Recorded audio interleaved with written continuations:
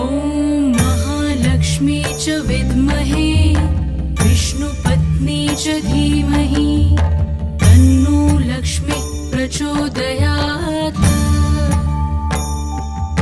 ॐ महालक्ष्मी च विद्महे विष्णुपत्नी च धीमहि तन्नो लक्ष्मी प्रचोदयात्।